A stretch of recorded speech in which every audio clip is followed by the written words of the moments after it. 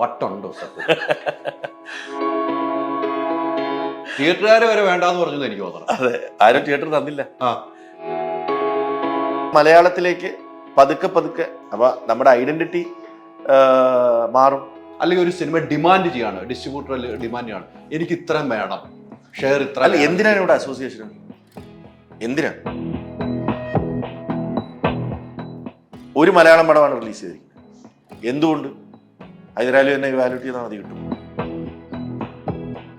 പപ്പടം അടുക്കി വെക്കുന്ന പോലെ ഒരാഴ്ചയിൽ 10 പടം വരും, ഒരുമിച്ചൊരു വരവാണ്.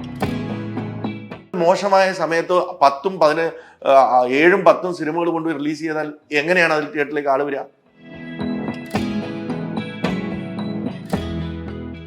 നമ്മൾ തിയേറ്ററുകളിൽ വിളിക്കുമ്പോൾ അവർ പറയുന്ന എന്ത് ചെയ്യാനാ, അവര് വന്ന് ഇങ്ങനെ പറയുകയാണ്, നമുക്കത് ഇല്ലാതെ നിലനിൽപ്പില്ല. എനിക്ക് കിട്ടുന്നുണ്ട്. ഞാൻ പറഞ്ഞു ഇത് ഞാനല്ല, ഇതിന്റെ ഫ്യൂച്ചർ കാണുക. ആ സിനിമയും കൂടെ എടുത്തോണ്ട് വന്നാ പോരെ, നല്ല പെർസെന്റേജ് കിട്ടും. തിയേറ്ററിൽ എടുത്ത് മാത്രം ഇരുന്നാൽ മതി.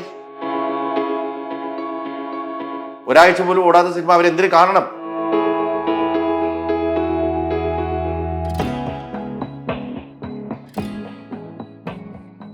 നമസ്കാരം. ഞാൻ ഇന്നലെ ഒരു സിനിമ കണ്ടു, കൽബ്. നമ്മുടെ കൽബ് എടുത്തുകൊണ്ട് പോയി എന്ന് വേണമെങ്കിൽ പറയാം. അവസാനത്തെ ക്ലൈമാക്സ് ഒക്കെ കണ്ണു നിറയാതെ ഒരാൾക്കും ഇറക്കാൻ കഴിയില്ല. പക്ഷെ അതിൻ്റെ പ്രൊഡ്യൂസറായ വിജയ് ബാബു ഉണ്ട്. എനിക്ക് വിജയ് ബാബുവിന് വട്ട് എന്ന് ഞാൻ പറയേണ്ടി വരും. കാരണം നേരത്തെ എത്രയോ പുതിയ ആളുകളെ വെച്ചു, അങ്കമാലി ഡയറീസ്, പിന്നെ പട്ടിയെ വെച്ചു, വീണ്ടും 30 പുതിയ ആർട്ടിസ്റ്റുകളും വെച്ചു. വട്ടുണ്ടോ സത്യം? വട്ടല്ല, നമുക്ക് ഇഷ്ടമുള്ള സിനിമകൾ ചെയ്യുക എന്നുള്ളത് തന്നെയാണ് അന്നും ഇന്നും എന്നും ചെയ്തുകൊണ്ടിരുന്നത്. അങ്ങനെയാണ്.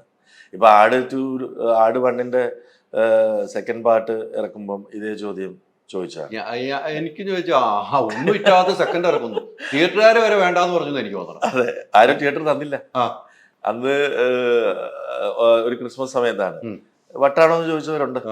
അപ്പൊ 5 സിനിമകളുടെ കൂടെ 5 വമ്പൻ സിനിമകൾ, മമ്മൂക്കയുടെ പടമുണ്ട് മാസ്റ്റർ പീസ്, പൃഥ്വിരാജിന്റെ വിമാനമുണ്ട്, വിനീത് ശ്രീനിവാസന്റെ ആന, അലറലോട് അലറൽ, മായാനദി ഉണ്ട്, ആഷികബുണ്ട്. അപ്പം അന്ന് നമുക്ക് 5ാം സ്ഥാനമേ ഉള്ളൂ സിനിമയ്ക്ക്.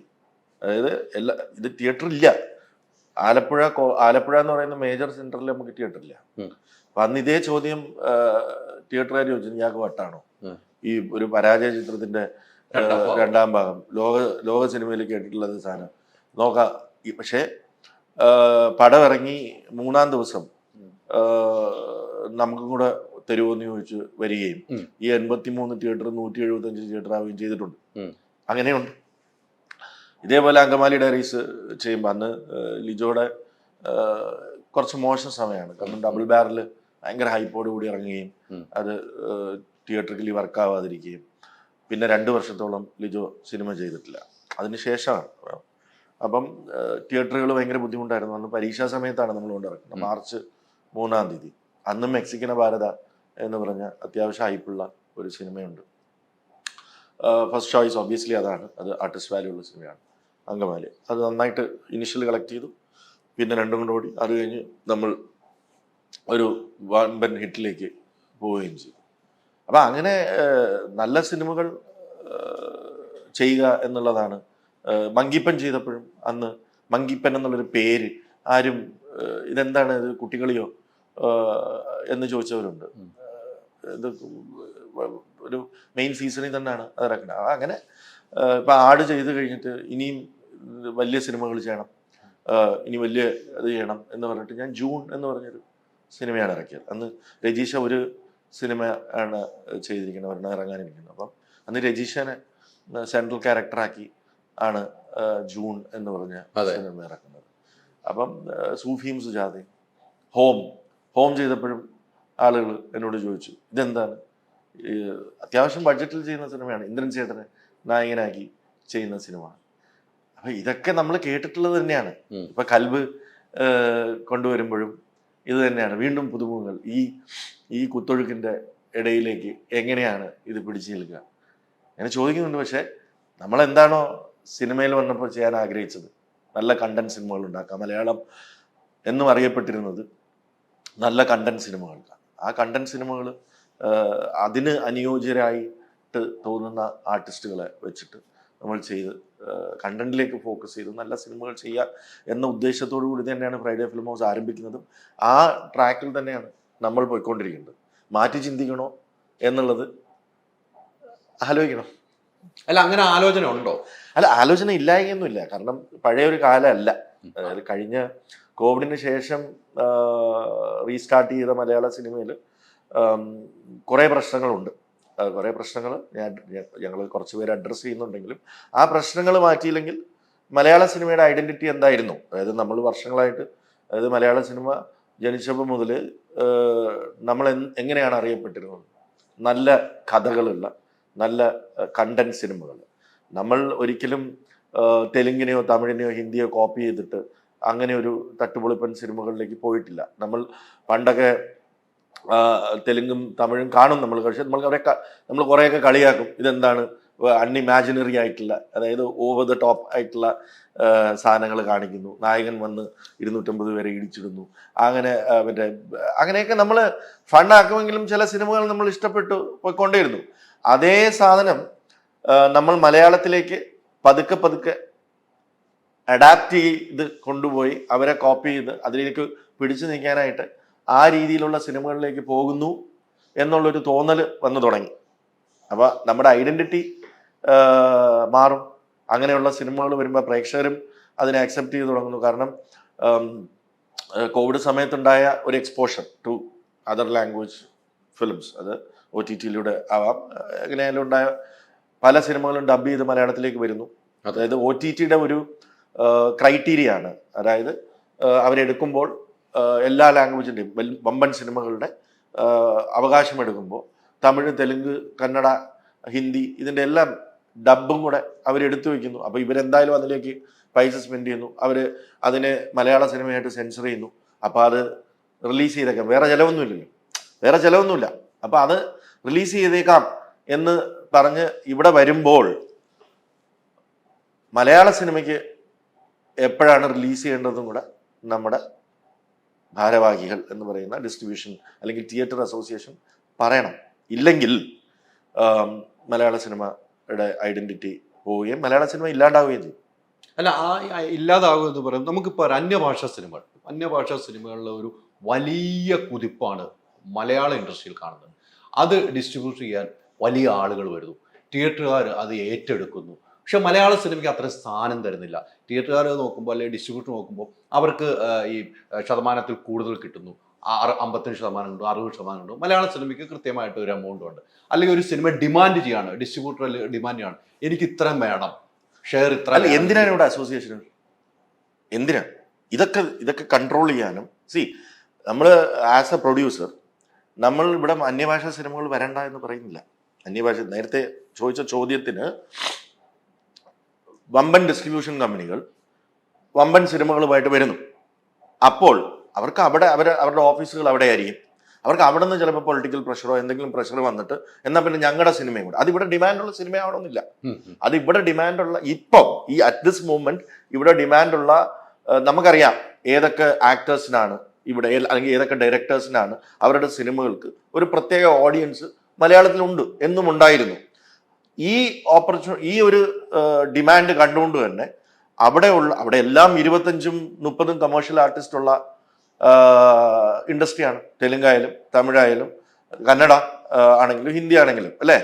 അപ്പം അവിടെയൊക്കെ ഈ ചില ആർട്ടിസ്റ്റുകളുടെ ഡിമാൻഡ് കാണുകയും അവരെ പാൻ സൗത്ത് ആർട്ടിസ്റ്റായിട്ട് കൊണ്ടുവരാൻ ഉള്ള ഒരു പ്രയത്നത്തിന്റെ ഭാഗമായിട്ട് എല്ലാ ആർട്ടിസ്റ്റുകളുടെ സിനിമകളും ഈ വമ്പൻ ഡിസ്ട്രിബ്യൂഷൻ കമ്പനികൾ ഞങ്ങളുടെയും കൂടെ എന്ന് പറയുമ്പോൾ അവർക്ക് പല പ്രഷർസ് ഉണ്ടാവാം.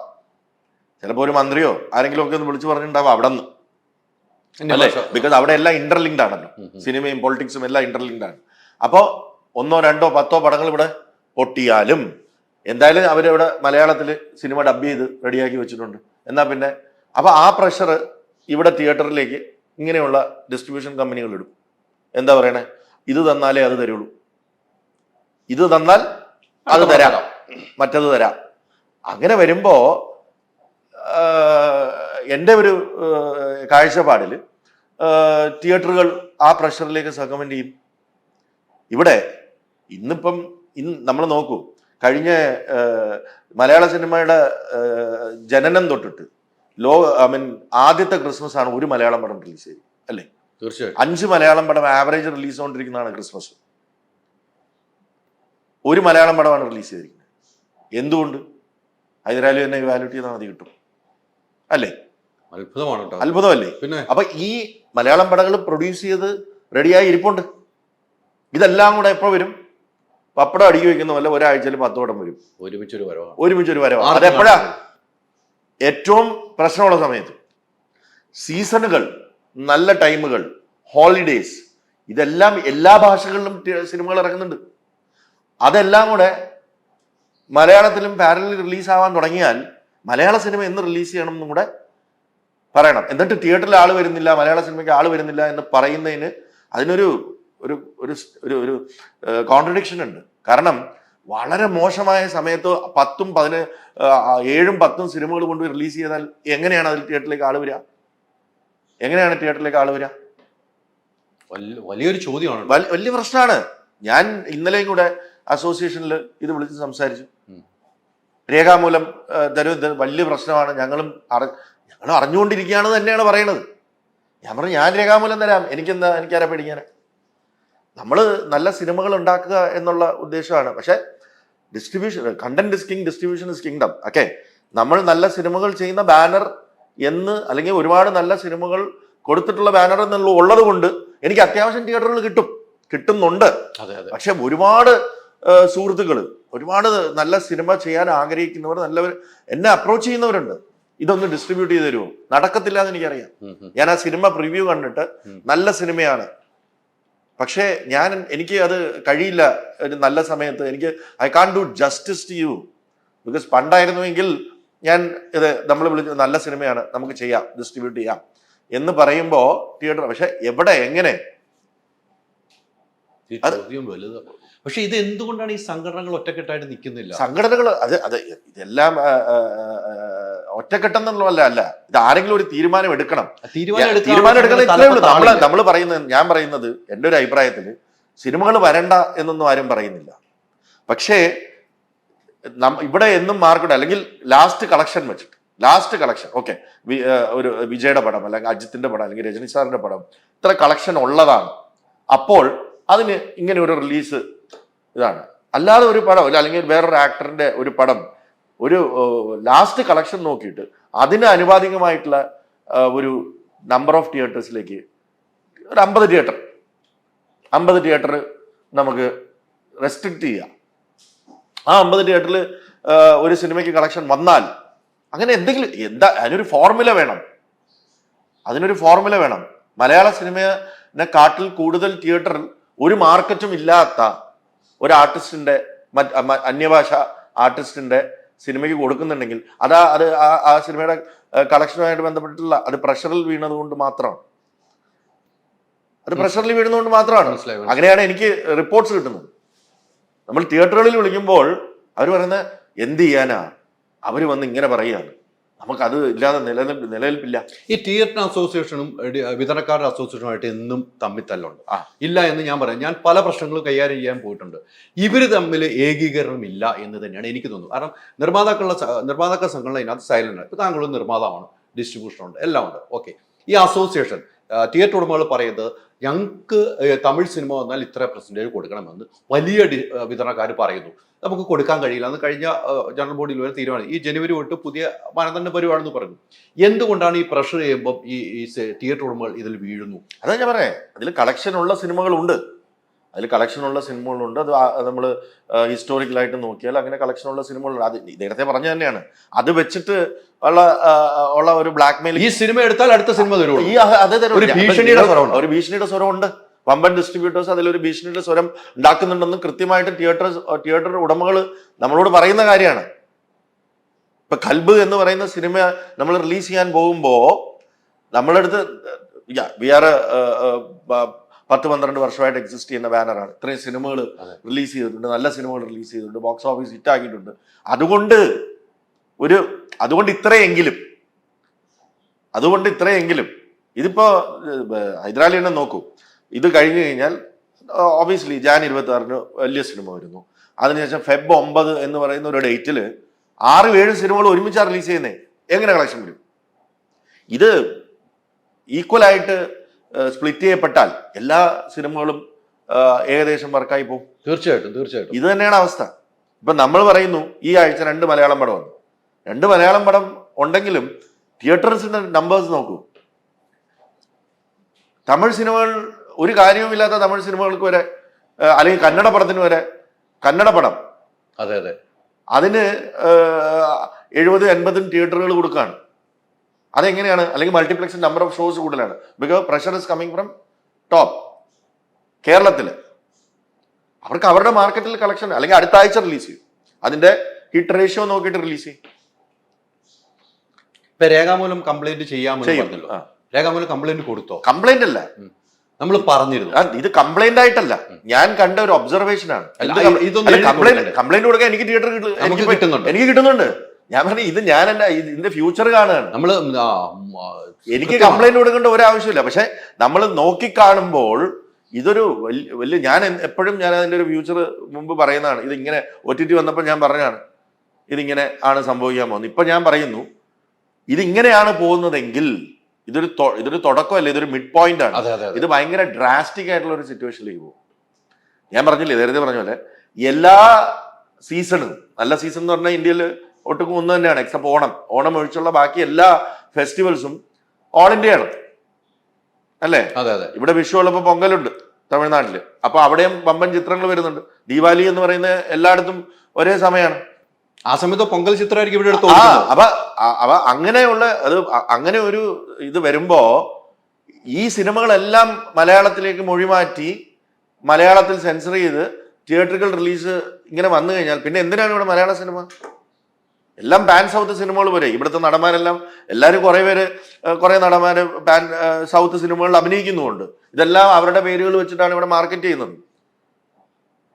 അപ്പൊ അത് ഈ ബാനറുകളിലെല്ലാം ഇവിടുത്തെ ടോപ്പ് ആക്ടേഴ്സ് ഇൻവോൾവ് ആണ്, ഡയറക്ടേഴ്സ് ഇൻവോൾവ് ആണ്, ഏത് ഡിസ്ട്രിബ്യൂഷൻ ഇതിലെല്ലാം.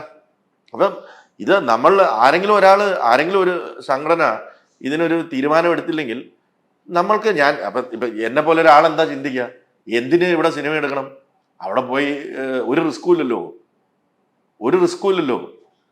സിനിമകൾ എടുത്തോണ്ട് വരാം, ഇവിടെ റിലീസ് ചെയ്യാം, സമാധാനമുണ്ട്. എന്തിനീ സ്ക്രിപ്റ്റിലിരുന്ന് ഇത് വെയിലത്ത് ഇറങ്ങി നടന്ന് സിനിമ പ്രൊഡ്യൂസ് ചെയ്ത് ഒരു കാര്യമില്ല. അവരെന്തായാലും ചെയ്യുന്നുണ്ടല്ലോ, ഇവിടുത്തെ ആക്ടേഴ്സ് അവിടെ അഭിനയിക്കുന്നുണ്ട്. ആ സിനിമയും കൂടെ എടുത്തോണ്ട് വന്നാൽ പോരെ? നല്ല പെർസെന്റേജ് കിട്ടും. തിയേറ്റർ എടുത്ത് മാത്രം ഇരുന്നാൽ മതി അല്ലേ? അതാ നല്ലത്. നമ്മളെല്ലാം ചിന്തിക്കും.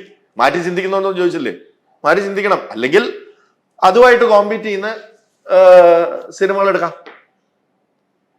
പക്ഷെ അങ്ങനെ ഇപ്പൊ ഈ പറഞ്ഞ പോലെ നമുക്ക് സ്വസ്ഥമായിട്ട് പൈസയ്ക്ക് വേണ്ടി മാത്രമാണ് അത് ചെയ്താൽ മതി. ഞങ്ങളെ പോലെ ഒരു കലാകാരന് കഴിയില്ല. അല്ല, നമ്മൾ ചിന്തിക്കുന്നത് എന്താണ്? നമ്മൾ വ്യത്യസ്തമായ സിനിമകൾ എടുക്കണം. മലയാളം എന്നും അറിയപ്പെട്ടിരുന്നത് അങ്ങനെയാണ് അല്ലേ? അത് മാറും എന്നുള്ളതാണ് ഞാൻ പറയുന്നത്. ഒരുപാട് പ്രൊഡ്യൂസേഴ്സ് എനിക്കറിയാവുന്നത് എല്ലാവരും മാറ്റി ചിന്തിക്കുക. ഡയറക്ടേഴ്സ് നല്ല ക്രിയേറ്റീവ് ഡിഫറെന്റ് സിനിമകൾ കൊണ്ടുവരാൻ കേപ്പബിലിറ്റി ഉണ്ടെന്ന് ഞാൻ വിശ്വസിക്കുന്ന യങ് ഡയറക്ടേഴ്സ് പോലും പറയാം, ചേട്ടാ അതൊന്നും ഇനി വർക്കാവില്ല, നമുക്കൊരു ബിഗ് ബഡ്ജറ്റ് സിനിമ ചെയ്യാം, എല്ലാവരും അതിനുവേണ്ടി കാത്തിരിക്കുക, ഫൈറ്റ് നോർമൽ എങ്ങനെയായിരുന്നോ തെലുങ്കും തമിഴും മുമ്പ്, അതായത് നമുക്ക് അവരുമായിട്ടുള്ള ഇപ്പോഴത്തെ ബഡ്ജറ്റിൽ ഒരിക്കലും കോമ്പീറ്റ് ചെയ്യാൻ പറ്റില്ല. പക്ഷെ അവര് 10 വർഷം മുമ്പ് എന്തായിരുന്നു അതാണ് നമ്മളിപ്പോ ചിന്തിച്ചു തുടങ്ങിയിരിക്കുന്നത്. നേരത്തെ നമ്മൾ 10 വർഷം മുമ്പ് ഇറക്കിയ സിനിമകൾ 10 വർഷത്തിന് ശേഷം അന്യഭാഷയിൽ റീമേക്ക് ചെയ്ത് സൂപ്പർ ഹിറ്റ് ആയിട്ടുണ്ട്. കാലത്തിന് ഇപ്പം റാംജി റാവു സ്പീക്കിംഗ് എന്ന് പറയുന്ന സിനിമ 10 വർഷത്തിന് ശേഷം ഹിന്ദി ചെയ്തപ്പോഴും സൂപ്പർ ഹിറ്റാ. അങ്ങനെ ഉള്ള ഒരു ഭാഷയാണ് മലയാളം. നമ്മൾ നമ്മുടെ ഹ്യൂമറസ് സിനിമകൾ അല്ലെ, കോമഡി സിനിമകൾ, നല്ല ത്രില്ലേഴ്സ്, ഇതൊക്കെ എത്രയോ വർഷങ്ങൾക്ക് ശേഷം എത്രയോ ഭാഷകളിൽ റീമേക്ക് ചെയ്യപ്പെട്ട് അവിടെ ഇട്ടുണ്ട്. ഇപ്പൊ നേരെ തിരിയാണ്. അവര് 10 വർഷം മുമ്പ് എന്തായിരുന്നോ ഫൈറ്റ്, ഡാൻസ്, പാട്ട്, അങ്ങനെയുള്ള കുറെ സാധനങ്ങൾ നമ്മൾ അതിനോട് മത്സരിക്കുകയാണ്. അത് വെച്ചിട്ട് ഇതങ്ങനെയാണ് ഇനി സംഭവിക്കാൻ പോണേ. നല്ല സിനിമകൾക്ക് തിയേറ്ററുകൾ കിട്ടാണ്ടാവും, നല്ല സിനിമകൾ ഇല്ലാണ്ടാവും, കണ്ടന്റ് സിനിമകൾ ഇല്ലാണ്ടാവും. ഇപ്പം നമുക്കും 15ഓളം കമേഴ്ഷ്യൽ ആർട്ടിസ്റ്റ് ഉണ്ട് അല്ലേ? ഒരു കൊച്ചു സ്റ്റേറ്റ് ആണ്, എന്നാലും ഏറ്റവും കൂടുതൽ സിനിമകൾ ഇറങ്ങുന്ന സ്റ്റേറ്റ് ആണ്. 15ഓളം കമേഴ്ഷ്യൽ ആർട്ടിസ്റ്റ് ഉള്ള സ്റ്റേറ്റ് ആണ്. ഈ 15 പേരും ഈ ട്രാക്കിലേക്ക് ചിന്തിക്കാൻ തുടങ്ങിയാൽ ഇൻറ്റു 3 സിനിമ ആവറേജ് ചെയ്യുന്നുണ്ടോ, അല്ലെങ്കിൽ 4 സിനിമ ആവറേജ് ചെയ്യുന്നവരുണ്ട് അല്ലേ? പിന്നെ നമുക്ക് ഡയറക്ടേഴ്സ് ഉണ്ട്, വലിയ ടോപ്പ് ഡയറക്ടേഴ്സ് ഉണ്ട്. അവരും ഇതേപോലെ ചിന്തിക്കാൻ തുടങ്ങി. ഒരു 60 പടം, വലിയ പടങ്ങൾ ഒരു വർഷം വന്ന വേറെ എവിടെ സ്പേസ് ഇരിക്കുന്നു? ഒരു 60 പടം അവിടെ നിന്നും വരില്ലേ? മൊത്തത്തില് 60 70 ഒക്കെ വരും. അത് 100 ആവും ചിലപ്പോൾ. അപ്പൊ നമ്പർ കറക്റ്റാ. അല്ല, ഇവിടെ പറയുമ്പോൾ മറ്റൊരു കാര്യം വിജയ് ബാബു, 2023 185 സിനിമകൾ ഇറങ്ങി. 23-ലോ 225 ഹിറ്റ് അടിച്ച കളക്ഷൻ കിട്ടിയ 4 സിനിമ. അതെ, എന്തുകൊണ്ടാണത്? മലയാള സിനിമ ഇറങ്ങുമ്പോൾ എത്ര എണ്ണം വെച്ചാൽ ഒരുമിച്ച് ഇറങ്ങുന്നതെന്ന് ആലോചിച്ച് നോക്കൂ. എത്ര എണ്ണം വെച്ചാൽ ഒരുമിച്ച് ചുമ്മാ പേരിന് ഇറക്കി വിടുകയാണ്. അതിൽ നല്ലതും ഒക്കെ മോശമായതുകൊണ്ട് നല്ലതൊക്കെ തിരിച്ചറിയാൻ കഴിയുന്നില്ല. കാരണം ഇതൊന്നും റൈറ്റ്സും വിൽക്കാൻ പോണില്ല, ഇതൊന്നും വെളിച്ചം കാണില്ല. എത്രയോ നല്ല സിനിമകൾ ബോക്സ് ഓഫീസിലും 1 2 ഒക്കെ, അതായത് മൾട്ടിപ്ലക്സിലൊക്കെ ഒരു ഷോ ഒക്കെ വന്ന് പോയ നല്ല സിനിമകളുണ്ട്. അതൊന്നും ഈ കാരണം ബിക്കോസ് ബോക്സ് ഓഫീസിൽ പൂർണ്ണ പരാജയമായി എന്നുള്ളത് കൊണ്ട് തന്നെ ഒരു OTT ചാനൽ കാണാൻ പോലും കൂട്ടാക്കില്ല. കാരണം അവർക്ക് സമയമില്ല. എത്ര 225 സിനിമകൾ അവർ പറയും ബോക്സ് ഓഫീസിൽ നോക്കുമ്പോൾ ഒന്നും ആയിട്ടില്ല. നല്ല എന്ന് പറഞ്ഞാൽ അവർ 2-2.5 മണിക്കൂർ ചെലവാക്കേണ്ട ഇത് കാണാനായിട്ട്. ഒരാഴ്ച പോലും ഓടാത്ത സിനിമ അവരെന്തിനു കാണണം? അപ്പൊ അത് ടോട്ടലി വാഷ് ഔട്ട് ആയി പോവുകയാണ്. എന്നാൽ നേരെ തിരിച്ച് അത്യാവശ്യം ഒരു രീതിയിൽ അതിനെ റിലീസ് ചെയ്യപ്പെട്ടു ഒരു എബോവ് ആവറേജ് പോയാൽ OTT ചാനലോ സാറ്റലൈറ്റ് ചാനലോ അത് കാണാനെങ്കിലും കൂട്ടാക്കും. കൊള്ളാം എന്ന് വെച്ചിട്ട് കണ്ടന്റ് കൊള്ളാം, നമുക്ക് ഇട്ടു പോകാം എന്ന് പറഞ്ഞൊക്കെ മനസ്സിലായി. ഇപ്പൊ അതൊന്നും ഇനി നടക്കാൻ പോണില്ല. ഇപ്പൊ പറഞ്ഞാൽ 225 സിനിമകൾ ഇറങ്ങി, 4 സിനിമകൾ കളക്ഷൻ കിട്ടി, 10 സിനിമകളും 13 സിനിമകൾ ഹിറ്റ് അടിച്ചിട്ടുണ്ട്. കളക്ഷന്റെ കാര്യം ഹിറ്റ് അടിച്ചിട്ടുണ്ട്. അവിടെ തിയേറ്റർ ഉടമകൾ പറഞ്ഞ ഒരു മീറ്റിംഗിൽ പറഞ്ഞ കാര്യം, സിനിമകൾ ഇങ്ങനെ ഇറക്കാൻ ഞങ്ങൾ സമ്മതിക്കില്ല, കണ്ടന്റ് ഉള്ള സിനിമകൾ, ഞങ്ങൾക്ക് ഏത് സിനിമ ഓടുമെന്ന് ഞങ്ങൾക്കറിയാം. എങ്ങനെ അവർ വിലയിരുത്തുക? എനിക്ക് മനസ്സിലായി. അതൊരു വിചിത്രമായി എനിക്ക് തോന്നി. എന്താ പിന്നെ അവര് സ്ക്രിപ്റ്റ് വായിച്ചിട്ട് ഇത് ചെയ്യാൻ പറയാം, അതല്ലേ നല്ലത്? ഇനിയിപ്പോ അങ്ങനെ ചെയ്യാം. നമുക്ക് തിയേറ്റർ അസോസിയേഷൻ സ്ക്രിപ്റ്റ് കൊടുക്കാം, ഇത് കണ്ടന്റ് സിനിമയാണെന്ന് പറയട്ടെ, നമുക്ക് പ്രൊഡ്യൂസ് ചെയ്യാം. അല്ലേ? എങ്ങനെ അവർ തിരിച്ചറിയും? അല്ല, അതാ പറഞ്ഞേ. അങ്ങനെയാണെങ്കിൽ അങ്ങനെ എന്നാ ശരി, ഏതാണെന്ന് അവര് തിരിച്ച് പറയട്ടെ, ഞാൻ കൊടുക്കാം. കുറച്ച് പേര് നമ്മളെല്ലാവരും സ്ക്രിപ്റ്റ് കൊടുക്കാം, സാർ ഇത് ചെയ്യട്ടെ, കണ്ടന്റ് സിനിമയാണെന്ന് തോന്നുന്നുണ്ടോ? നിങ്ങൾ എല്ലാവരും അവരോട് ജോലി ചെയ്യുകയല്ലേ വേണ്ടത്? ഇത് എനിക്ക് ആ വാർത്താ സമ്മേളനത്തിൽ ഞാൻ ചോദിച്ചു, അത് എങ്ങനെ നിങ്ങൾ തിരിച്ചു? ഞങ്ങൾക്കറിയാം, ഞങ്ങൾ ഇത്ര നാൾ തിയേറ്റർ ആണെന്ന് ഞങ്ങൾക്കറിയാം ഏത് സിനിമ ഓടുമെന്ന്. ജീവിതത്തിൽ പറയാൻ പറ്റും ഏത് സിനിമ ഓടും എന്നുള്ളത്. അല്ല, കുറച്ചൊക്കെ സിനിമ കാണുന്നവർക്ക്, നമ്മൾ അതിനെ ഇത് നമ്മൾ ഒബ്സർവ് ചെയ്യുന്നവർക്ക് ഇനി എന്തായിരിക്കും ജനങ്ങൾക്ക് ഇഷ്ടപ്പെടുക എന്നുള്ളത് അസസ് ചെയ്യാനുള്ള കഴിവുണ്ടാവാം. ചില തിയേറ്ററുകാർക്ക് നല്ല ക്രിയേറ്റീവ് സെൻസ് ഉള്ളവരുണ്ട്, നല്ല ക്രിയേറ്റീവ് സെൻസ് ഉണ്ട്, വർഷങ്ങളായിട്ട് സിനിമ. അപ്പൊ അതെല്ലാ ഇതിലും ഉണ്ട്. എന്ന് വെച്ചാൽ നമുക്ക് ആർക്കും പ്രഡിക്റ്റ് ചെയ്യാൻ പറ്റില്ല. നമ്മളെല്ലാരും ചെയ്യുന്നത് അത് തന്നെയാണ്. ഇപ്പൊ നമ്മള് ഓടാത്തൊരു സിനിമ എടുക്കാനാണോ നോക്കുന്നത്? ഓരോ സിനിമ ചെയ്യുമ്പോഴും അത് വർക്കാവാൻ സാധ്യതയുണ്ട്. അതിലെന്ത് അങ്ങനെ അത് എല്ലാ കാര്യങ്ങളും അതിന് വേണ്ടതെല്ലാം കൊടുത്ത് അതിനെ ഏറ്റവും നല്ല രീതിയിൽ ചെയ്യണം എന്ന് ആഗ്രഹിച്ച് തന്നെയാണ് ചെയ്യുന്നത്. എല്ലാവരും അത് തന്നെ. ഏതെങ്കിലും ഒരു ഡയറക്ടർ ഈ സിനിമ ഞാൻ ചുമ്മാ പേരിന് ചെയ്യാണ്, അല്ലെങ്കിൽ ഒരു 10 ലക്ഷം രൂപ ശമ്പളത്തിന് വേണ്ടി ചെയ്യാന്ന് പറഞ്ഞ് ചെയ്യുന്നവരാണ്. എല്ലാതും നന്നാക്കണമെന്ന് വിചാരിച്ചു തന്നെയാണ്. എല്ലാ പ്രൊഡ്യൂസേഴ്സും അങ്ങനെ തന്നെയാണ്. വെറുതെയാണോ കൊണ്ടുപോയി 5-6 കോടി രൂപ മുടക്കുന്നത്? ആ സിനിമ നന്നാവാൻ വേണ്ടി തന്നെയാണ്. ആക്ടേഴ്സ് അഭിനയിക്കുന്നത് സിനിമ മോശം എല്ലാവരും. പക്ഷെ ചില ഫാക്ടേഴ്സ് കൊണ്ട് അങ്ങനെ പോവാം, ഇങ്ങനെ പോവാം. എന്നാൽ ഞാൻ പറഞ്ഞു വരുന്നത് ഇതൊന്നുമല്ല. അതിൽ നല്ല സിനിമകൾ ഉണ്ടാവുന്നുണ്ട്. അതിന് ഇനി അങ്ങോട്ട് ഡിസ്ട്രിബ്യൂഷൻ കിട്ടുന്നില്ല അതിന് ഒന്നിനും. ഇനി അങ്ങോട്ട് ഇതിലും മോശമാവും. അതിന്റെ കാരണം ഇത് തന്നെയാണ്. The influence of pan Indian, pan south സിനിമകൾ. എല്ലാ പാൻ ഇന്ത്യൻ, പാൻ സൗത്ത് സിനിമകളും മലയാളത്തിലേക്ക് ഡബ് ചെയ്യപ്പെടുന്നുണ്ട്. കാരണം OTTക്ക് അത് മാൻഡേറ്ററി ആണ്. ഇത് ഡബിങ് കോസ്റ്റും ഡബിങ് എഫർട്ടും അവരെടുക്കുമ്പോൾ അവർ മലയാളത്തിലേക്ക് അത് റിലീസ് വമ്പൻ ബാനറിലൂടെ ചെയ്യും. ബിക്കോസ് അതൊരു എക്സ്ട്രാ റവന്യൂ ആണ്.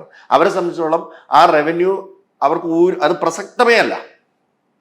അവരുടെ ഓവറോൾ പ്ലാനിൽ അതൊരു അഡീഷണൽ ഇൻകം മാത്രമാണ്, പ്രസക്തമേ അല്ല. മനസ്സിലായി. എന്നാ ഒന്ന് ട്രൈ ചെയ്തേക്കാം എന്ന് പറഞ്ഞു കൊടുക്കുന്നത്. നമ്മളിവിടെ റെഡ് കാർപ്പറ്റ് വെൽക്കം ചെയ്തുകൊണ്ട് വരികയാണ് വമ്പൻ ഡിസ്ട്രിബ്യൂഷൻ ബാനറുകൾ. എന്നിട്ട് അത് ടെക്നിക്കലി അവരുമായിട്ടൊരു ഇക്വേഷൻ, ആ ഒരു ബാനറും അല്ലെങ്കിൽ അവിടുത്തെ ബാനറും അവിടുത്തെ ആൾക്കാരുമായിട്ടുള്ള ഒരു ഇക്വേഷൻ ബിൽഡിംഗ് എക്സസൈസ് മാത്രമാണിത്.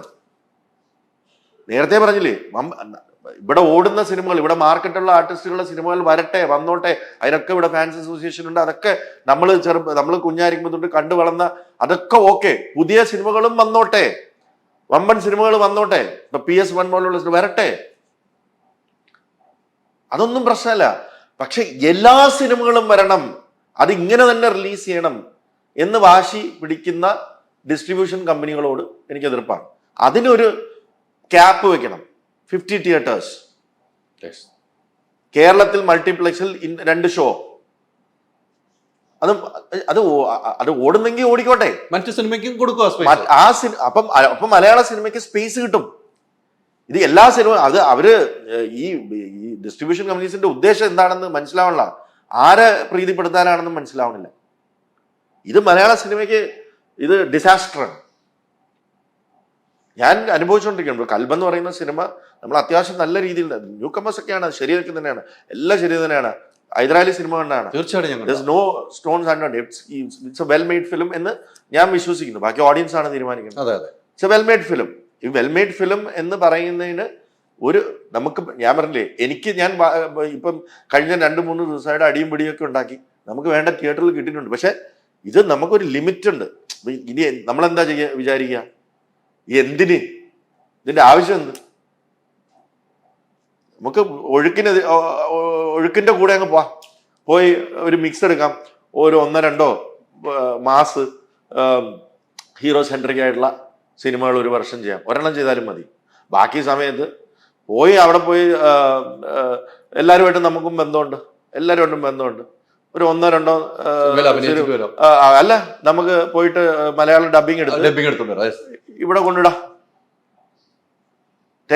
ഇതിന്റെ ഒരു പ്രഷറില്ല, പ്രൊഡക്ഷൻ പ്രഷറില്ല, വെയിലത്ത് നിൽക്കണ്ട, കഥ നോക്കണ്ട, എല്ലാവരും ചെയ്തോളും. വിൽക്കണ്ട, പ്രീ റിലീസ് സെയിൽസ് വേണ്ട, ഈസി ആയിട്ട് 25% നമുക്ക് കിട്ടും ഹാപ്പി ആയിട്ട്. അപ്പം വർഷം 5-6 പടങ്ങൾ നമുക്ക് കൊണ്ടുവന്ന് റിലീസ് ചെയ്യാം. ധാരാളം ഒരു അടിപൊളി ഇടിയും പാട്ടും ഒക്കെ ഉള്ള ഒരു മസാല ബോക്സ് ഓഫീസിൽ ഓടുന്ന അല്ല തിയേറ്ററുകാർക്ക് ആവശ്യമുള്ള ഒരു ഹൈപ്പുള്ള ഒരു സിനിമ എടുത്ത് കൊണ്ടുവരാം. ഇനിഷ്യലി കിട്ടും. അല്ല, പ്രേക്ഷകരും അങ്ങനെ തിരിഞ്ഞിട്ടില്ലേ? നമ്മൾ പ്രേക്ഷകർക്ക് ഇത് പ്രേക്ഷകർക്ക് തിരിയുന്നത് തന്നെ നമുക്ക്, ഞാൻ പറഞ്ഞില്ലേ, content is king, distribution is kingdom എന്ന് പറയുമ്പോൾ അവിടെ കിട്ടുന്നതല്ലേ പോയി കാണാൻ പറ്റൂ. അത്രേ ഉള്ളൂ. ഇപ്പം ക്രിസ്മസിന് ഹൈദരാലി എത്ര പടം കാണും? 2 പടം 3 പടം എന്തായാലും കാണും, ഇല്ലേ? നേര് കണ്ടു. ഇനി നേരായ ലാലേട്ടൻ പടം, ജിത്തു ജോസഫിന്റെ ഫിലിം, നമ്മൾ കാണും. ഫസ്റ്റ് ഡേ തന്നെ കാണും, സെക്കൻഡ് ഡേ കാണും, തേർഡ് ഡേ അല്ലെങ്കിൽ ഫോർത്ത് ഡേ നമ്മൾ കാണും. അല്ലെങ്കിൽ ടിക്കറ്റ് കിട്ടാത്തവര് വെയിറ്റ് ചെയ്യും. നമുക്ക് വേറൊരു ഓപ്ഷൻ എന്താ? അങ്ങനെയാണല്ലോ ഈ 5 സിനിമകൾ ക്രിസ്മസിന് ട്രഡീഷണലി 4-5 സിനിമകൾ ഇറങ്ങിക്കൊണ്ടിരുന്നത്. ബിക്കോസ് മൾട്ടിപ്പിൾ വ്യൂയിങ് ഉള്ള സമയമാണ്. ആ മൾട്ടിപ്പിൾ വ്യൂവിന് ഇപ്രാവശ്യം മലയാള സിനിമയിൽ ഓപ്ഷൻ എന്തായിരുന്നു? ഒരു ഓപ്ഷൻ ഇല്ല. 10 ദിവസം. അതാണ് ഞാൻ പറഞ്ഞു വരുന്നത്. ഓപ്ഷൻ ഉണ്ടെങ്കിൽ കാണും. ഇത് നല്ല സമയങ്ങളിൽ, നല്ല ആളുകൾക്ക് ഫെസ്റ്റിവൽ സമയങ്ങൾ, അവധിയുള്ള സമയങ്ങൾ, മഴയില്ലാത്ത സമയങ്ങൾ, നോമ്പുകാലമല്ലാത്ത സമയം, അല്ലെങ്കിൽ നമുക്കൊരു സീസൺ ഉണ്ടല്ലേ കേരളത്തിന്. മഴയുള്ള, ഭയങ്കര കൊടും മഴയുള്ള സമയമുണ്ട്, സ്കൂള് സമയം, ഓപ്പണിംഗ് സമയമുണ്ട്, നോമ്പ് കാലമുണ്ട്. അങ്ങനെയുള്ള ചില സമയങ്ങളിൽ നമുക്ക് ആളുകൾ തിയേറ്ററിൽ കുറവാണ് പോകുന്നത്. മറ്റുള്ള സമയങ്ങൾ എന്ന് പറയുന്നതാണ് നമ്മൾ സീസൺ എന്ന് പറയുന്നത്. ഈ സീസണിൽ വരുന്നത് മൊത്തം ഇപ്പം അന്യഭാഷാ സിനിമകളും ബോളിവുഡ്, ഹോളിവുഡ്, തെലുങ്ക്, തമിഴ് ഇതെല്ലാം വരികയാണ്. ഇംഗ്ലീഷ് സിനിമകൾ പോലും മലയാളത്തിൽ ഡബ് ചെയ്ത് വരികയാണ്. ഇപ്പൊ ഞാൻ വാലാട്ടി ഇറങ്ങിയ സമയത്ത് ഓപ്പൺ ഐവറും ബാബിക്കും മാസ് റിലീസാണ്, ഒരു സംശയമില്ല, നല്ല സിനിമകളാണ്. ഒരു സംശയമില്ല നല്ല സിനിമകളാണ്. പക്ഷേ ഒരു മൾട്ടിപ്ലക്സിലെ എല്ലാ ഷോയും ഓപ്പൺഹൈമറിനും ബാബിക്കുമാണ്. എത്ര 16-18 ഷോ ചെയ്തോളൂ. ഓപ്പൺഹൈമർ കാണേണ്ടവർ ഇന്ന് തന്നെ കാണാനല്ല, അവർ കാണും. അത് നിങ്ങൾ 10 ഷോ ഇത് റെസ്ട്രിക്റ്റ് ചെയ്യും, ഒരു 4 ഷോ മലയാള സിനിമയ്ക്ക് കൊടുക്കും. ഈ റെസ്ട്രിക്ഷൻ അല്ലെങ്കിൽ ഈ ഒരു ക്യാപ്പ് വന്നില്ലെങ്കിൽ കുഴപ്പമാണെന്നാണ് ഞാൻ പറയുന്നത്. തീർച്ചയായിട്ടും ഈ ക്യാപ്പ് ഈ അന്യഭാഷാ സിനിമകൾക്ക്, മലയാളത്തിൽ ഡബ് ചെയ്ത് വരുന്ന സിനിമകൾക്ക് ഒരു ക്യാപ്പ് വെക്കൂ സീസണിൽ. മലയാള സിനിമയ്ക്ക് ഒരു ഒരു ഒരു ഒരു ഒരു ക്യാപ്പ് വെച്ചിട്ട് ഇത്ര പെർസെൻറ്റേജ് മലയാള സിനിമയ്ക്ക് നിങ്ങൾക്ക് ഒരു ദിവസം ഇത്ര ഷോ ഉണ്ടെങ്കിൽ ആ ഷോയുടെ 50% മലയാള സിനിമ ആയിരിക്കണം എന്ന് മൾട്ടിപ്ലക്സിന് ക്യാപ്പ് വെക്കാൻ ഈ അസോസിയേഷൻ പറ്റില്ലേ? തീർച്ചയായിട്ടും സാധിക്കും. ഈ മറ്റൊരു ഈ ഫെസ്റ്റിവൽ കന്നഡ ഇൻഡസ്ട്രി മുമ്പ് ഡബിംഗ് സിനിമകൾ വരാൻ പാടില്ലായിരുന്നു. അങ്ങനെയാണ് കന്നഡ ഇൻഡസ്ട്രി രക്ഷപ്പെട്ടത്. കന്നഡ ഡബ് ചെയ്തിട്ട് ചാനലുകൾക്ക് ഞാൻ ചാനലിൽ ഇരുന്നപ്പോൾ പറഞ്ഞ ചാനലുകളിൽ കന്നഡ ചാനലുകളിൽ കന്നഡ സിനിമ മാത്രമേ ഓടാൻ പാടുള്ളൂ, ഡബ് സിനിമകൾ വരാൻ പാടില്ല എന്നുള്ള റൂൾ ഉണ്ടായിരുന്നു. അല്ലെങ്കിൽ കന്നഡ സിനിമ രക്ഷപ്പെടില്ലായിരുന്നു. ഇപ്പോഴാണ് അവർ അത് അലോ ചെയ്ത് തുടങ്ങിയത്. നമ്മൾ മലയാള സിനിമ നശിക്കണ്ട എന്നുണ്ടെങ്കിൽ എന്തെങ്കിലും, എനിക്കറിയത്തില്ല, ഞാൻ അസോസിയേഷന്റെ എക്സിക്യൂട്ടീവിലോ അങ്ങനെയുള്ള ഇതിലൊന്നും ഇല്ലാത്ത ആളാണ്. അപ്പൊ അവിടെ സീനിയർ ആയിട്ടുള്ള നല്ല എക്സ്പീരിയൻസ് ഉള്ള കഴിവുള്ള പ്രൊഡ്യൂസേഴ്സും ഡിസ്ട്രിബ്യൂട്ടേഴ്സും ഒക്കെയാണ് അതിന്റെ ഹെൽമിൽ ഇരിക്കുന്നത്. ഞാൻ വിളിച്ച് പറയും. അപ്പൊ അതിനുള്ള തീരുമാനം എടുക്കണം എന്നാണ് പ്രൊഡ്യൂസർ അസോസിയേഷൻ മെമ്പറായ ഒരു പ്രൊഡ്യൂസർ എന്നുള്ള രീതിയിൽ എൻ്റെ അഭിപ്രായം. ഈ പറഞ്ഞ പോലെ ഫെസ്റ്റിവൽ സീസണിൽ ഇപ്പം നേരെ ക്രിസ്മസ് നടക്കുന്ന സിനിമയാണ്.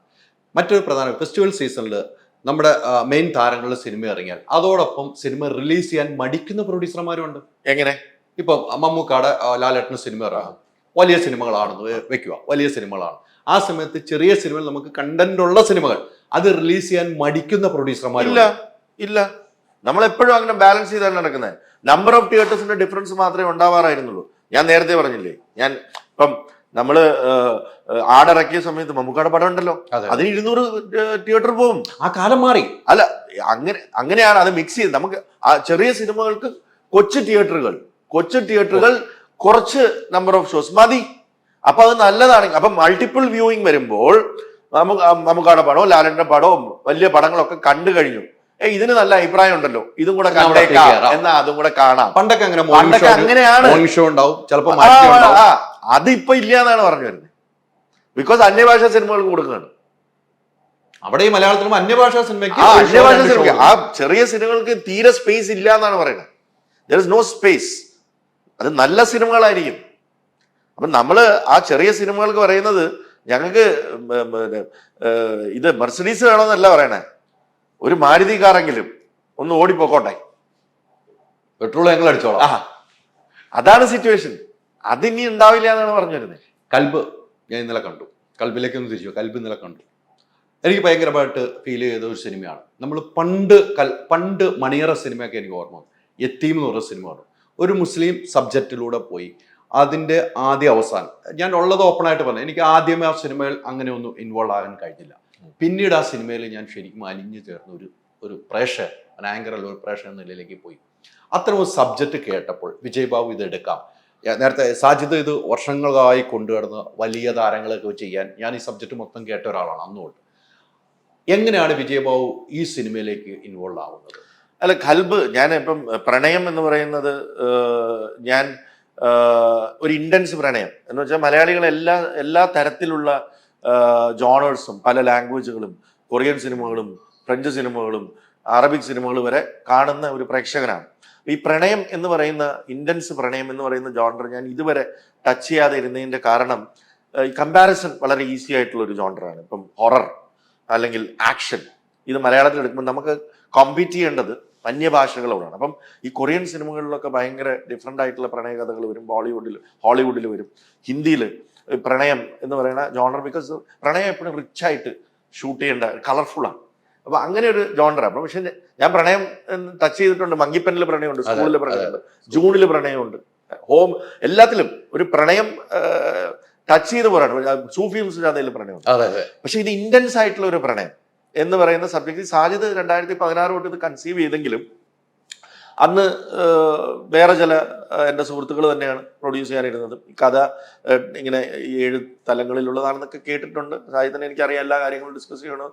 അങ്ങനെ പോയി കുറേ പ്രശ്നങ്ങളിലൂടെ ഇത് കടന്നു പോവുകയും, ഞാൻ കഥ ഫുള്ളായിട്ട് സ്ക്രിപ്റ്റ് ഒന്നും കേട്ടിട്ടില്ല. കാരണം വേറെ ആൾക്കാരാണ് പ്രൊഡ്യൂസർ. പാട്ട് കേട്ടിട്ടുണ്ട്. ആ പാട്ട് കേട്ടിട്ട് ഞാൻ സാഹിത്യം നോക്കിയിട്ടുണ്ട്, ഇത് എന്തുകൊണ്ട് എൻ്റെ അടുത്ത് വന്നില്ല എന്നുള്ള രീതിയിൽ. അത് വിജയമായി, അത് അങ്ങനെ സാഹിത്യ സോറി. ഇതൊക്കെ കടന്നു പോയെങ്കിൽ സാഹിത്യ ഇതിൻ്റെ വർക്കിനെ കുറിച്ചൊന്നും ഞാൻ അതിന് കൂടുതലൊന്നും ചോദിച്ചിട്ടില്ല. ഈ കഴിഞ്ഞ വർഷം ആണ് സാജിദ് വന്നിട്ട് കുറച്ച് പ്രശ്നങ്ങളുണ്ടായി. അതായത് 5 വർഷം മുമ്പ് കൺസീവ് ചെയ്ത സ്ക്രിപ്റ്റിൽ അത് നമ്മൾ കാലം മാറുമ്പോൾ അതിനനുസരിച്ചുള്ള അഡാപ്റ്റേഷൻസ്, അതിനനുസരിച്ചുള്ള ഇംപ്രവൈസേഷൻസ് വരുമ്പോൾ വരുന്ന കുറേ സജഷൻസ്, ആ സജഷൻസിൽ കുറേ അഭിപ്രായ വ്യത്യാസങ്ങൾ വന്ന് അതിങ്ങനെ സ്റ്റക്കായി നിൽക്കുകയാണ്. എനിക്കത് എങ്ങോട്ട് കൊണ്ടുപോകണമെന്ന് അറിയില്ല. കാരണം ഇനി അത് ഇരുന്ന് പോയാൽ അതിൻ്റെ സമയം കഴിഞ്ഞു പോകും.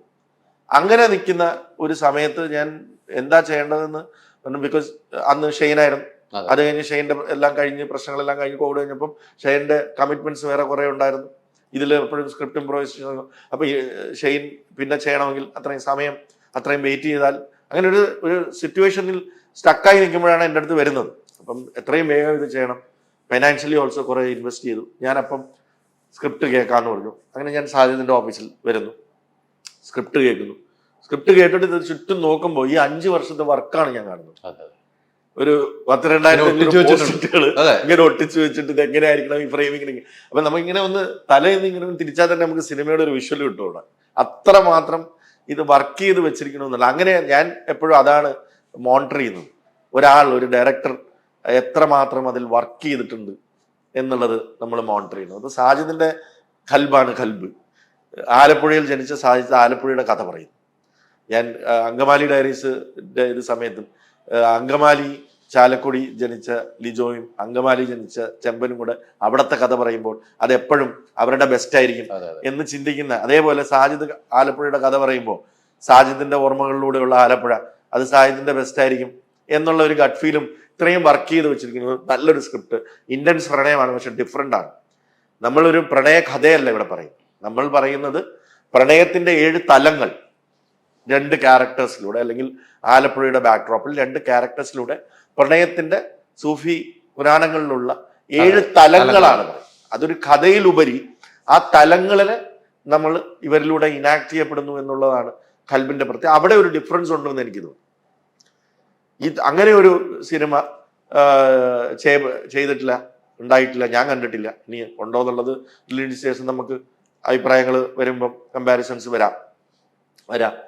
അപ്പം ആ തലങ്ങൾ ഡിസ്കസ് ചെയ്യുന്ന ഒരു സിനിമ ഡിഫറെൻ്റ് ആണെന്ന് തോന്നി. പക്ഷെ അതിൻ്റെ നല്ല കളർഫുൾ ആണ്, ഭയങ്കര റിച്ചായിട്ട് ഷൂട്ട് ചെയ്യേണ്ട സാധനമാണ്. അപ്പം സിനിമയിലേക്ക് ഇൻവെസ്റ്റ് ചെയ്യാം. പിന്നെ ആക്ടേഴ്സിന് വേണ്ടി വെയിറ്റ് ചെയ്താൽ വീണ്ടും ഒരു വർഷം വരും. പിന്നെ അതാരാണോ വരുന്നത് അതിനനുസരിച്ച് വീണ്ടും സ്ക്രിപ്റ്റ് അഡാപ്റ്റ് ചെയ്യപ്പെടുമ്പോൾ അവരുടെ മാനേഴ്സിനനുസരിച്ച്. അപ്പം നമുക്ക് സാജിദ് എന്താണോ എഴുതിയിരിക്കുന്നത് അതിന് ആപ്റ്റ് ആയിട്ടുള്ള കഥാപാത്രങ്ങൾ വെച്ചിട്ട് ഇമ്മീഡിയറ്റ് ആയിട്ട് ന്യൂ കമേഴ്സിന് വെച്ച് പോവാം എന്ന് സാഹിദിനോട് ചോദിക്കും. സാഹിദ് എഗ്രി ചെയ്യും. ആ സമയത്ത് ഞാൻ എൻ്റെ ഒരു റോഡ് മാപ്പിൽ കൽബ് ഉണ്ടായിരുന്നില്ല. എൻ്റെ റോഡ് മാപ്പിൽ എനിക്ക് 2 സിനിമകൾ റിലീസ് ചെയ്യാനുണ്ടായിരുന്നു. ബാക്ക്ലോഗ് ഇപ്പോഴും പെൻഡിങ് ഉണ്ട്. കോവിഡ് സമയത്ത് തൊട്ടുള്ള ബാക്ക്ലോഗ് പെൻഡിങ് ഉണ്ട്. പക്ഷെ സാജിദ് നമ്മുടെ ഒരു സുഹൃത്താണ്, കുറേ വർഷങ്ങളായിട്ട് അറിയാം. 2008 തൊട്ട് അറിയാം. ഈ സിനിമാ ഭ്രാന്തൻ എന്ന് പറയുന്ന സ്ഥാപനം തുടങ്ങുമ്പോൾ തന്നെ എൻ്റെ ഓഫീസിൽ വെച്ചാണ് പറയുമ്പോൾ സാഹിദിന്റെ ഒരു പ്രശ്നം എൻ്റെ ഒരു പ്രശ്നത്തിനെ പോലെ ഞാൻ കാണുകയും അതെനിക്ക് അങ്ങനെ കൽബുണ്ടായി. പക്ഷെ I'm very happy to see the output. ഭയങ്കര നല്ല റെസ്പോൺസാണ് കിട്ടിയിരിക്കുന്നത്. പക്ഷെ ഇത്തരം ഒരു സിനിമകൾ നേരത്തെ ഞാൻ ചോദിച്ച ഒട്ടുണ്ടോ എന്ന് ചോദിച്ചതിന് മറുപടി നേരത്തെ പറഞ്ഞു. പട്ടിയെ വെച്ച് സിനിമ എടുക്കുന്നു, പുതുമുഖങ്ങളെ വെച്ച് സിനിമ എടുക്കുന്നു. ഇന്നലെ പ്രിവ്യൂ ഷോയ്ക്ക് മുമ്പ് ഒരു അനൗൺസ് ചെയ്തു, പുതുമുഖങ്ങളെ വെച്ച് സിനിമ എടുത്തു. അപ്പം ഞാൻ വിളിച്ചു കൊണ്ടു, പട്ടിയെ വെച്ച് സിനിമ എടുത്തവർക്ക് പുതുമുഖങ്ങളെടുത്ത് സിനിമ എടുക്കാൻ എന്ത് മടിയെന്ന് ഞാൻ ചോദിക്കുന്നത്. അത് ഞാൻ ഇവിടെ ചോദിക്കുകയാണ്. അതൊന്നും ഒരു വിഷയമല്ല. താങ്കൾക്ക് സ്ക്രിപ്റ്റ് ഇഷ്ടപ്പെട്ടാൽ അത് ചെയ്യും അല്ലേ? അത് ആരാണെങ്കിലും അതിന് മാറ്റമില്ല. അല്ല, അതിന് നമ്മളെപ്പോഴും ഒരു പ്ലാൻ ബി ഉണ്ടാക്കും. ഇതെങ്ങനെയാണ് സെല്ല് ചെയ്യപ്പെടേണ്ടത്, ഇതെങ്ങനെയാണ് നമ്മൾ 4 കാലം വീഴണം, അടുത്ത സിനിമ ചെയ്യാൻ ഞാൻ ഉണ്ടാവണം, ഇതൊക്കെ ചെയ്യും. അത് കുറച്ച് നാൾ മുമ്പ് എളുപ്പമായിരുന്നു, ഇപ്പൊ അത്ര എളുപ്പമല്ല. അതുകൊണ്ട് ഒന്ന് സൂക്ഷിച്ചു പോകുന്നതാണ് നല്ലതെന്ന് ഞാൻ സ്വയം എന്നോട് പറയാറുണ്ട് പറയാറുണ്ടല്ലോ പറയാറുണ്ടല്ലോ സ്വയം എന്നോട് പറയാറുണ്ട്. ലിജോ ഇതിനകത്ത് ഈ സിനിമ കണ്ടിരുന്നു അല്ലെ? ആ. ലിജോ കണ്ടിരുന്നു, കുറെ എഡിറ്റിംഗ് ടേബിളിലൊക്കെ ഇരുന്ന് കണ്ടിട്ട് പുള്ളി കുറെ കാര്യങ്ങളൊക്കെ പറഞ്ഞു. ഈ സിനിമയിൽ ഇത് വേണം, അല്ലെങ്കിൽ അത് വെട്ടിക്കുറയ്ക്കണം എന്നൊക്കെ പറഞ്ഞു. അദ്ദേഹം പറഞ്ഞ കാര്യങ്ങളെല്ലാം അദ്ദേഹം അല്ല, ലാസ്റ്റ് മിനിറ്റ് ആണ്. ലിജോ നല്ല തിരക്കായിരുന്നു എന്നാണ് അറിയാലോ. വലിയ ലിജോയുടെ ഏറ്റവും വലിയ സിനിമകളിൽ ഇറങ്ങുന്നത്. അപ്പൊ അതിന്റെ ഇടയ്ക്കൂടെ സാജിദും ലിജോയും ഞങ്ങളും ഒക്കെ ആയിട്ടുള്ള ഇക്വേഷൻ ഉള്ളതുകൊണ്ട് ലാസ്റ്റ് മിനിറ്റ് ആണ് ലിജോയെ കാണിച്ചത്. എല്ലാം എടുക്കാൻ പറ്റിയെന്നല്ല, ബിക്കോസ് ഫുള്ള് പൊളിക്കണം. എന്നാലും ലിജോ പറഞ്ഞ ചില വളരെ നല്ല suggestions, and he knows is A craftsman. അപ്പം അത് വന്നപ്പോൾ തന്നെ ഞാൻ ആദ്യം കണ്ട ഒരു വേർഷനിൽ നിന്നും ടോട്ടലി ഡിഫറെൻ്റ് ആയിട്ടുള്ള ഒരു വേർഷൻ കിട്ടി. ഇന്നലെ തിയേറ്ററിൽ കാണുമ്പോൾ ലിജോ പറഞ്ഞ ചേഞ്ചസ് വെച്ചിട്ട് ഞാനും ഇന്നലെയാണ് തിയേറ്ററിൽ കണ്ടത്. ഭയങ്കര ഡിഫറൻസ് ഫീൽ ചെയ്തു. അത് ജനങ്ങൾക്കും ഇഷ്ടപ്പെടും എന്ന് വിശ്വസിക്കുന്നു. അല്ല, ഇത്രയും തിരക്കിനിടയ്ക്ക് ഇന്നലെ ബ്ലെസ്സിസാർ സിനിമ ആണ്. അതെ അതെ. അല്ല, അതാണ് ഞാൻ ബ്ലെസ്സിസാർ സിനിമ വന്നിട്ട് വിജയബാബുമായിട്ടൊന്ന് സംസാരിച്ച ആ സിനിമയെ കുറിച്ചാണ് നിങ്ങൾ സംസാരിക്കുന്നത്. അതെ, പുള്ളി പറഞ്ഞു ഇത് എങ്ങോട്ടാ, ഇത് എവിടെ കൊണ്ട് അവസാനിപ്പിക്കും, ആ ഒരു കൺഫ്യൂഷൻ നമുക്ക് എല്ലാവർക്കും എവിടെ അവസാനിക്കും എന്നുള്ള ഒരു ചോദ്യം ഇങ്ങനെ നിൽക്കുന്നുണ്ടായിരുന്നു. അത് സാറ് വന്നിട്ട് പിന്നെ ഭയങ്കര ഇമോഷണൽ ആയിട്ട് പറഞ്ഞു, is A very close friend. എന്റെ എങ്ങനെയാവും എന്നുള്ള ഒരു പ്രശ്നം നമുക്കെല്ലാം മനസ്സിലായി. ഇത് എങ്ങനെ തീരും, എങ്ങനെ തീർക്കാൻ കഴിയും. പക്ഷെ അത് മാന്യമായിട്ട് തീർത്തു. കൽബ്, നമ്മുടെയൊക്കെ കൽബ് പറിച്ചെടുത്തോണ്ടാണ് കൽബ് പോയെന്ന കാര്യത്തിൽ സംശയമില്ല. വിജയബാബു ഇത്തരം സിനിമകൾ ഇനിയും ചെയ്യണം. ഈ പറഞ്ഞ ഡിമാൻഡുകൾ, ഈ പറഞ്ഞ പോയിന്റുകൾ വലിയ പ്രസക്തമായ കുറെ കാര്യങ്ങളാണ് എൻ്റെ ഇന്റർവ്യൂവിൽ നിങ്ങൾ പറഞ്ഞിരിക്കുന്നതെന്നാണ് എനിക്ക് തോന്നുന്നത്. നിങ്ങളോടാണ് ഞാൻ ഓപ്പൺ ആയിട്ട് പറയുന്നത്. നിങ്ങൾ വെച്ച് അലയിക്കൊള്ളുമല്ലോ, ബാക്കി അതിനൊരു സൊല്യൂഷൻ കൊണ്ടുവരുമല്ലോ. അല്ല, അത് തീർച്ചയായിട്ടും ഉണ്ടാവും. ഇനി ഇത് വെയിറ്റ് ചെയ്യാനുള്ള, ഇത് എത്രയും പെട്ടെന്ന് എഡിറ്റ് ചെയ്ത് അങ്ങ് അടിക്കുക എന്നുള്ളതാണ് എനിക്ക്. ഇത് കഴിഞ്ഞിട്ട് ഇതിന്റെ ഉത്തരവാദിത്തപ്പെട്ടവരോട് പോയി ചോദിക്കും. അതിന്റെ ഫോളോ അപ്പ് ഞാൻ ചെയ്തോളൂ, അറിയാലോ. അത് തന്നെയാണ് നിങ്ങളോട് ഫോളോ അപ്പ് നമ്മൾ ചെയ്തിട്ട്. അടുത്ത പ്രൊജക്ടുകൾ, അടുത്തത് നമ്മുടെ അർദ്ധരാത്രിയിലെ കൊട. ഇപ്പം ഇതിന്റെ ഓസ്ലർ ഞങ്ങൾ എല്ലാവരും കൂടെ ഞങ്ങളുടെ ഒരു കൂട്ടായ്മ ചെയ്ത ഒരു കൊച്ചു സിനിമയാണ് അർദ്ധരാത്രിയിലെ കുട. അപ്പൊ അത് ഇപ്പം മിഥുൻ ഓസ്ലർ കഴിഞ്ഞിട്ട്, ഞാൻ കൽബ് കഴിഞ്ഞിട്ട് ഇനി അതിലേക്ക് വന്നിരിക്കണം, അത് റിലീസ് ചെയ്യണം. അതോടെ നമ്മുടെ ഇതെല്ലാം കഴിഞ്ഞു. ഇനി മുമ്പോട്ടുള്ള യാത്രകളിൽ നമ്മൾ തെലുങ്ക് വേണോ, തമിഴ് വേണോ, ഡബ് ചിന്തിച്ചിട്ട് മാസ് വേണോ ചിന്തിച്ചിട്ട് അടുത്ത് തീരുമാനിക്കാം. തീർച്ചയായിട്ടും എവിടെയും പോകണ്ട, മലയാള സിനിമകൾ. അല്ല, മലയാളം തന്നെ ഏത് ടൈപ്പ് ചെയ്യണമെന്ന്, അല്ല മറ്റതും കൊണ്ടുവരണം. ഇതിപ്പോ എങ്ങനെയാണ് നടക്കാൻ പോകുന്നെങ്കിൽ അതൊക്കെ തന്നെ നമുക്ക് ചെയ്യാൻ പറ്റുള്ളൂ. അപ്പൊ ഒത്തിരി സന്തോഷം. കൽബ് സൂപ്പർ ഹിറ്റ് ആകട്ടെ. താങ്കളെ പോലെയുള്ള ഒരു പ്രൊഡ്യൂസർ ആയതുകൊണ്ട് തിയേറ്റർ കിട്ടി എന്നുള്ള ഓർക്കുമ്പോൾ നമുക്ക് സന്തോഷമുണ്ട്. വേറെ വല്ലവരും എടുത്തെങ്കിൽ തിയേറ്റർ പോലും കിട്ടാതെ ഇവര് കരഞ്ഞു നടക്കുന്നത് നമുക്ക് കാണാമായിരുന്നു. ഒരു ബാനറാണ് എപ്പോഴും ഫ്രണ്ടിൽ നിൽക്കുന്നത് എന്ന കാര്യത്തിൽ ഒത്തിരി സന്തോഷം. Thank you.